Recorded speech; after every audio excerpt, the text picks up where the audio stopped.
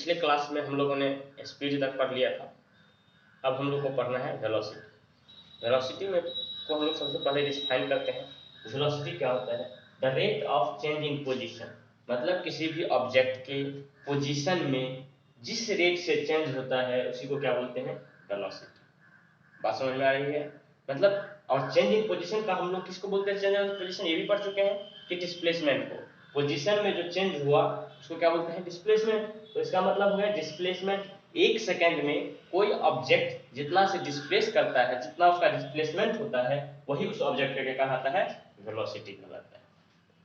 तो velocity equal to हम लोग लिख सकते हैं क्या? वेलोसिटी डिस्प्लेसमेंट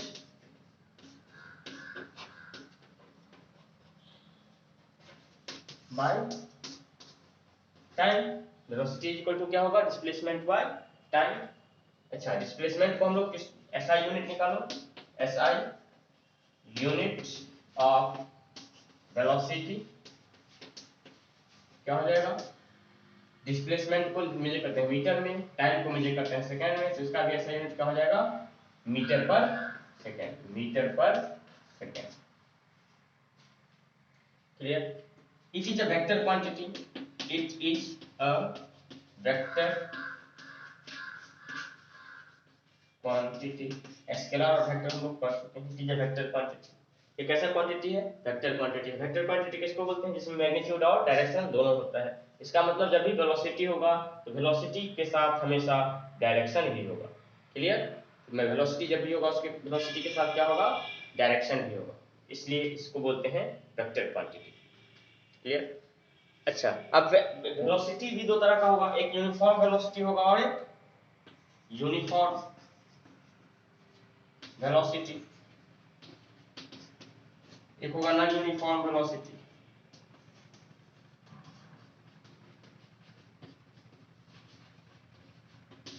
यूनिफॉर्म वेलोसिटी क्या होगा? जिससे value of velocity constant, velocity क्या रहे? कांस्टेंट रहे, तो ये क्या कहलाता है? Uniform velocity. और नॉन यूनिफॉर्म वेलोसिटी, इसमें वेलोसिटी क्या करता है? नॉट कांस्टेंट, वेरी करता है, नॉट कांस्टेंट। इसमें वेलोसिटी क्या है? कांस्टेंट नहीं है। इसमें वेलोसिटी नहीं कांस्टेंट है, उसको क्या बोलते हैं? Non uniform velocity. यहां तक क्लियर है?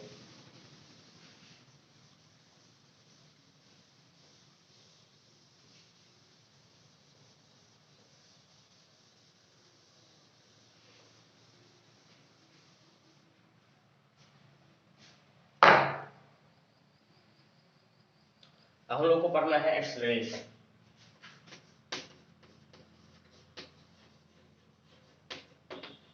एक्सेलरेशन, एक्सेलरेशन क्या होता है? एक्सेलरेशन होता है the rate of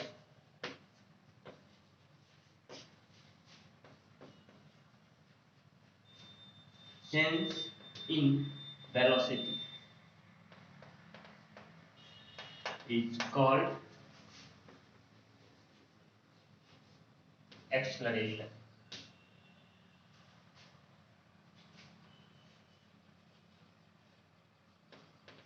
Called acceleration मतलब वेलोसिटी, एक सेकंड में वेलोसिटी जिस रेट से चेंज करता है, एक सेकंड में जितना वेलोसिटी चेंज करता है उसको क्या बोलते हैं? एक्सेलरेशन। एक्सेलरेशन भी हो गया वही। एक्सेलरेशन का फॉर्मूला क्या हो गया? A is equal to velocity, मतलब change in velocity by time. Change in velocity by time. Change in को लिखते हैं क्या? V F minus V I, V final minus V initial by time. ये क्या कहलाता है? एक्सेलरेशन का ये फॉर्मूला होता है, मतलब change in velocity by time. It is a vector quantity.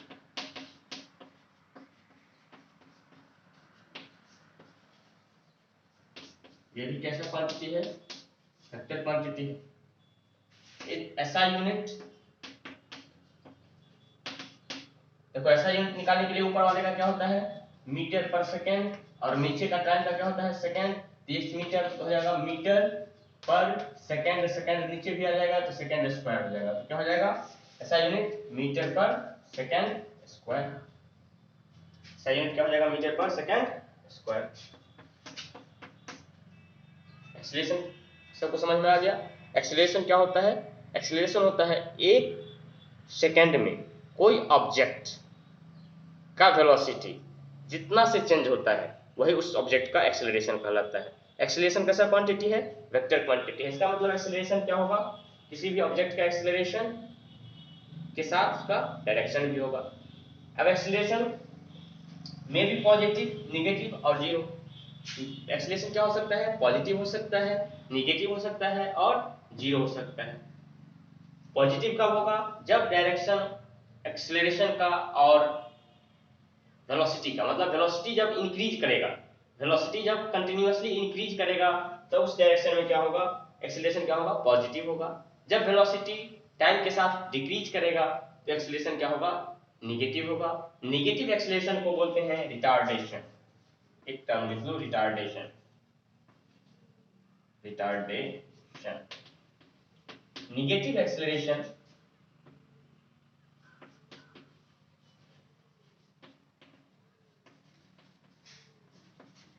is called retardation. Negative acceleration को क्या बोलते हैं, retardation. That means the motion and acceleration is in opposite direction. जब मोशन ऑब्जेक्ट का और उसका एक्सीलरेशन का डायरेक्शन क्या हो, अपोजिट हो, तब उस तरह समय का जो एक्सीलरेशन होता है उसका नाम हो जाता है रिटार्डेशन। क्या होता है, रिटार्डेशन। Retardation, negative acceleration. तो इसका भी ऐसा यूनिट क्या होगा, मीटर पर सेकेंड ही होगा। क्यों, क्योंकि ये भी क्या है, एक तरह का एक्सीलरेशन ही है, या बस साइन क्या है इसके साथ, निगेटिव है। जीरो एक्सीलरेशन का मतलब क्या हो गया, जीरो एक्सीलरेशन का मतलब, जीरो एक्सीलरेशन का मतलब हो गया उसके स्पीड में कोई चेंज नहीं, उसके वेलोसिटी में कोई चेंज नहीं। वेलोसिटी में चेंज को ही तो हम एक्सीलरेशन बोलते हैं ना। अगर वेलोसिटी में कोई चेंज नहीं हुआ तो एक्सीलरेशन क्या होगा, जीरो कहलाएगा। इसका मतलब एक्सीलरेशन जीरो मतलब वेलोसिटी कांस्टेंट, वेलोसिटी कांस्टेंट। ये सारे टर्म है, सबको ध्यान में रखना है। एक्सीलरेशन पढ़ लिए, अब हम लोगों को पढ़ना है ग्राफ।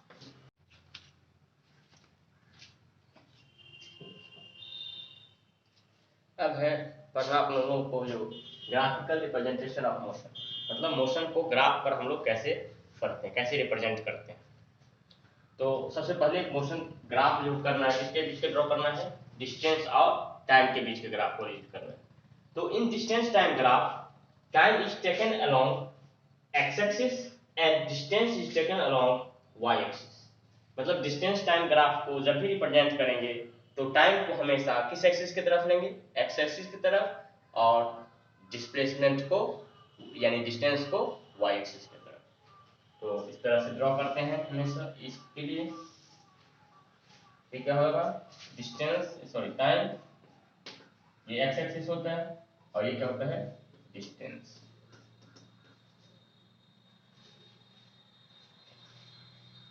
अच्छा, ये ओरिजिन होता है, सबको पता है, इधर नेगेटिव और इधर भी नेगेटिव। ये क्या होता है, पॉजिटिव, और ये होता है पॉजिटिव। ये तो ग्राफ में हम लोग पढ़ चुके हैं पिछले क्लास में भी, जब ग्राफ ड्रॉ करते हैं तो। अच्छा, यहाँ पर जीरो होता है। अब यहाँ पर टाइम को हम लोग लेते हैं, यहाँ पर 5, 10, 50, इस तरह से ग्राफ कर लेते हैं, इधर लेते हैं 10, 20, 30, इस तरह से लेते हैं ग्राफ। तो इसको आगे बढ़ाओ, ऐसे बढ़ाओ, इसको ऐसे बढ़ाओ, ऐसे बढ़ाओ।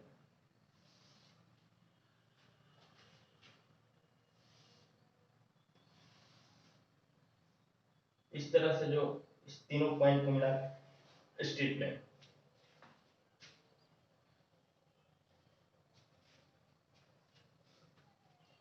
देखो, जब ऑब्जेक्ट, अब इसको रीड कैसे करते हैं, जब ऑब्जेक्ट 5 सेकंड पर पहुंचा, मतलब 5 सेकंड के बाद ऑब्जेक्ट का पोजीशन कितना हो गया 10, 10 सेकंड के बाद इसका पोजीशन कितना हो गया 20, 15 सेकंड के बाद इसका पोजीशन कितना हो गया 30। क्लियर है? इस तरह से हम लोग ग्राफ को रीड करते हैं। जब 10 मीटर पर पहुंचा तो टाइम कितना लग गया उसको 5 सेकंड, जब 20 मीटर पहुंचा तब कितना समय लग गया 10 सेकंड, जब 30 मीटर पर पहुंचा था उसका डिस्टेंस कितना, टाइम कितना लग गया 15 सेकंड। तो इस तरह से हम लोग ग्राफ को रीड करते हैं। अच्छा, दूसरा पॉइंट होता है slope of distance time graph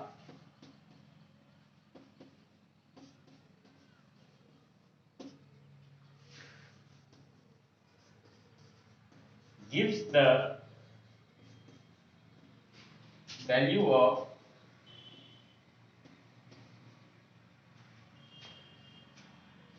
velocity।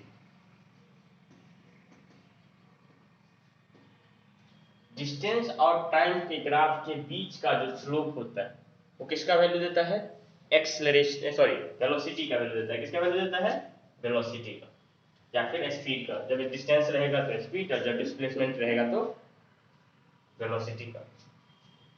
यहाँ पर लिख देते हैं ब्रैकेट में स्पीड।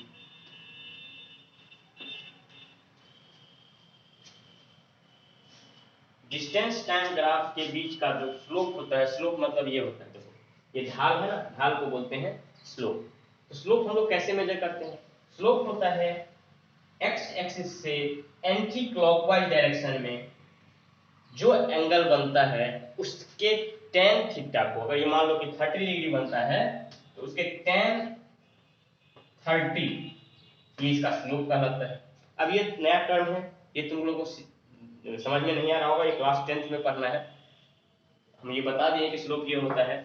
अब स्लोप के बारे में हम लोग थोड़ा सा दूसरे तरीका से पढ़ते हैं, ये वाला स्लोप नहीं पढ़ेंगे। tan थीटा वाला स्लोप पढ़ने में थोड़ा सा दिक्कत है, क्योंकि तुम लोग अभी tan थीटा नहीं पढ़ा है। sin theta cos theta trigonometry का टर्म है, इसको हम लोग क्लास 10th में पढ़ते हैं, इसलिए इसके स्लोप को हम लोग ऐसे लिखते हैं, स्लोप इज इक्वल टू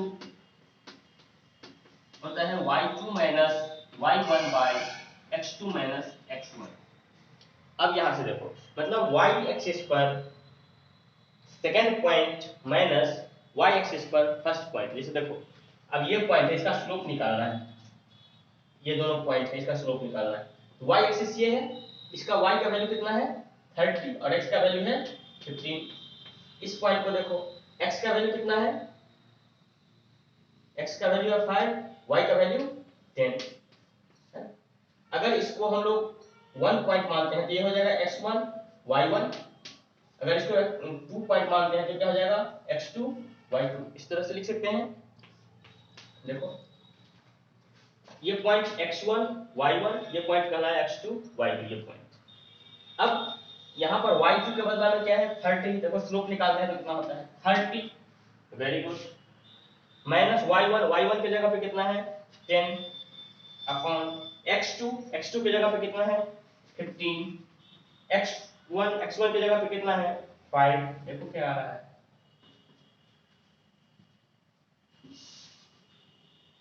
कितना आएगा 20/10, दैट इज इक्वल टू 2। ये 2 जो आया, ये 2 क्या आया, ये 2 आया वेलोसिटी। इसका स्पीड क्या हो गया, मतलब वेलोसिटी क्या है इसका, इस ऑब्जेक्ट जो इस ग्राफ, जो खींचा ग्राफ से अगर कोई ऑब्जेक्ट अगर चल रहा है तो अगर उसका स्पीड निकालना है तो ये कितना हो जाएगा 2 मीटर पर सेकंड। देखो निकाल के चेक करते हैं, चेक करते हैं, यहाँ से चेक करने में क्या दिख जा रहा है। यहाँ से यहाँ तक का टाइम 5 सेकंड, डिस्टेंस 10, जब 5 तो डिस्टेंस 10, तो स्पीड इक्वल टू क्या होता है distance by time, 10 by distance, speed मतलब velocity equal distance by time. तो देखो 2 आ रहा है ना, यहाँ पर चेक करते हैं, डिस्टेंस कितना 20, टाइम कितना 10, क्या हो गया 2, यहाँ भी आ गया। यहाँ चेक करते हैं, देखो 30/15, यहाँ भी 2। इसका मतलब ये जो स्पीड है वो क्या है, हर एक पॉइंट पर क्या है कांस्टेंट है, स्पीड हर एक पॉइंट पर क्या है कांस्टेंट है, कहीं चेंज नहीं हो रहा है।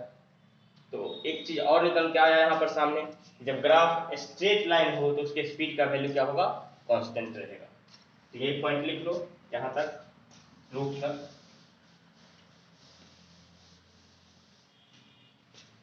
ये कहाँ से लिखो ना आयो थर्ड पॉइंट है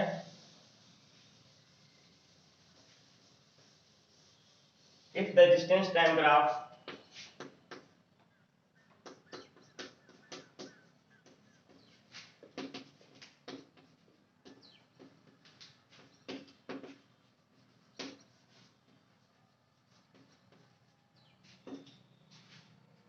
is a straight line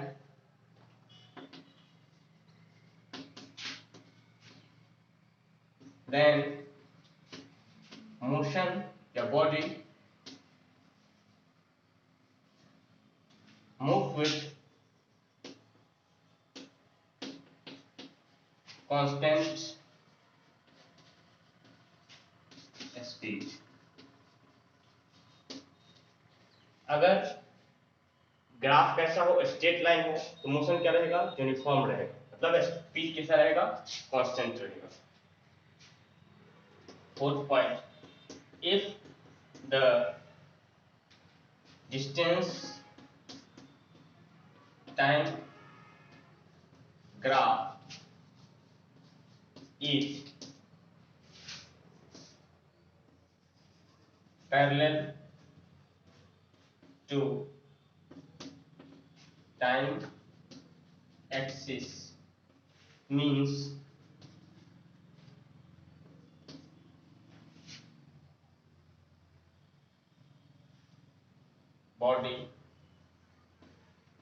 body is in rest। समझ में आ रही बात?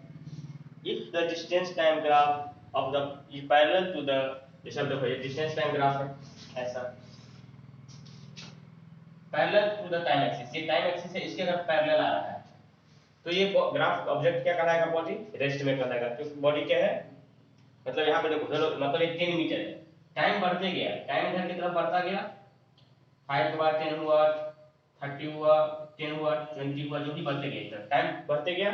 और ये डिस्टेंस देखो ऊपर नीचे नहीं हो रहा है ना, 10 पर ही रुका हुआ है, इसका मतलब इसका पोजीशन 10 पर ही है और टाइम चेंज हो रहा है, इसका मतलब क्या हो गया, बॉडी रेस्ट में है। अच्छा, अब यहाँ से एक क्वेश्चन करते हैं और तब ध्यान से देखेंगे, सबको आ जाएगा।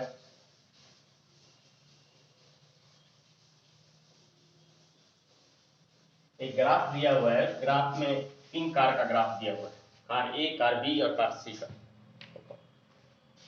ये कार ग्राफ है, ये कार ए का है, ये कार बी का है और ये कार सी का है। कार ए, कार बी और ये कार सी, तीनों का ग्राफ दिया हुआ है। The which car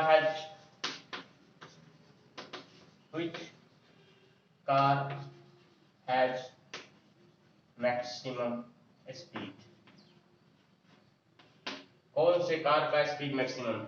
तो जिसका स्लोप ज्यादा है, देखो इसका स्लोप कम है, इसका स्लोप उससे ज्यादा है, इसका स्लोप सबसे ज्यादा है, तो कार सी है, क्या हो जाएगा आंसर, कार जिसका स्लोप ज्यादा रहेगा वो क्या कहलाएगा, ज्यादा स्पीड से जा रहा है, इसका स्पीड क्या है, ज्यादा है।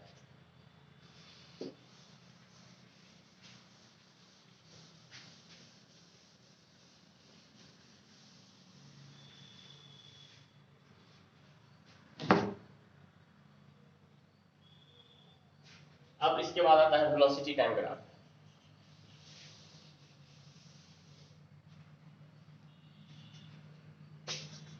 Velocity time graph, in velocity time graph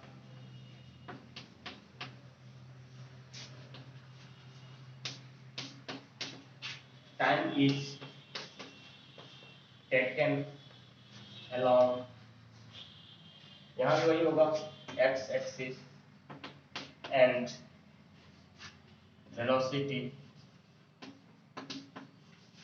is taken along y axis, यहाँ भी वही होगा,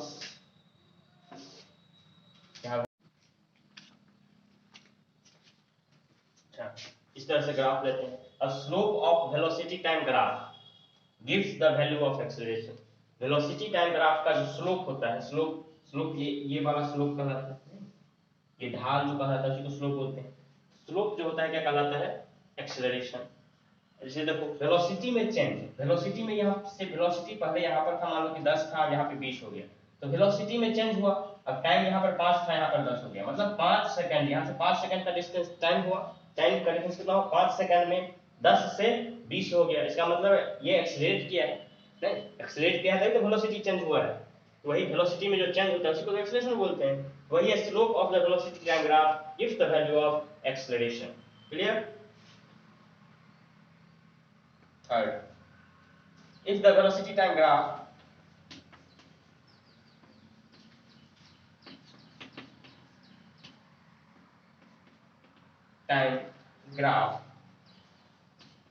is a straight line means body moves with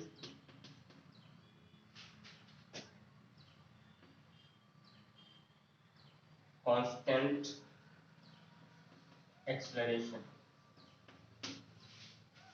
जब स्ट्रेट लाइन तो कांस्टेंट एक्सेलरेशन, अगर ये कर्व होता तो क्या होता, कांस्टेंट एक्सेलरेशन क्या होता, कांस्टेंट नहीं रहता। चौथा, if the velocity time graph is parallel to the time axis, अगर एक्सेलरेशन का ग्राफ कैसा हो जाए, parallel to the time axis हो जाए, तो क्या कहलाएगा, ऑब्जेक्ट लिख दो, when velocity time graph is parallel to time axis means body moves with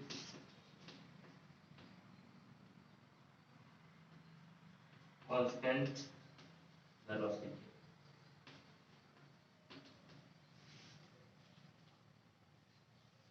अगर टाइम एक्सिस के पैरेलल होगा तो वेलोसिटी क्या कहलाएगा, कांस्टेंट कहलाएगा। तक पर यही था ग्राफ हम लोगों को। अब इसमें जो है वेलोसिटी टाइम ग्राफ के बीच का जो एरिया होता है इसका वैल्यू देता है, डिस्प्लेसमेंट का वैल्यू देता है, वो भी लिख लो। चौथा पॉइंट हो गया। पांचवा point, the area of velocity time graph, the area under the velocity time graph, the area under the velocity time graph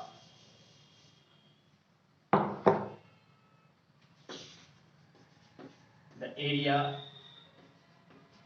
under the velocity time graph gives the value of distance traveled।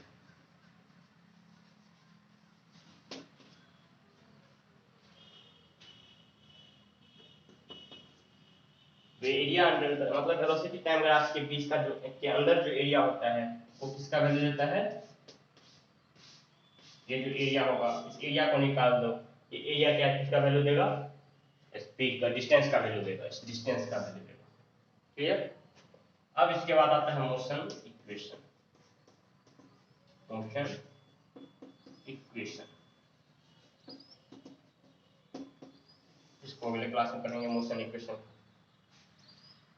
Motion equation लिख लो पहले।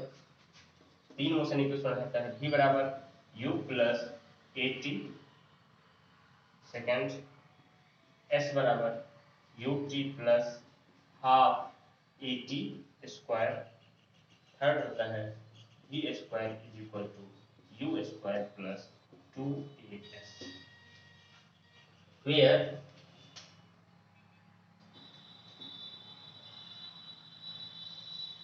u is equal to initial velocity. u क्या होता है? Initial velocity.